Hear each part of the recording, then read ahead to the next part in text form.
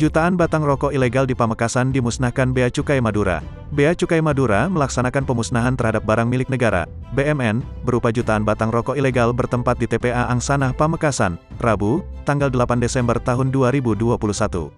Terlihat dalam rekaman rokok-rokok tersebut dilemparkan ke dalam lubang besar yang sudah dipersiapkan petugas. Penindakan berupa 3.078.983 batang rokok ilegal senilai Rp3.113.577.720 dengan potensi kerugian negara sebesar Rp1.595.026.455. Pemusnahan jutaan rokok ilegal tersebut dilaksanakan berdasarkan Surat Persetujuan Direktur Pengelolaan Kekayaan Negara dan Sistem Informasi Nomor S259 MK 6 KN 5/2021 tanggal 20 November tahun 2021 hal persetujuan pemusnahan barang yang menjadi milik negara pada KPPB CTMPC Madura.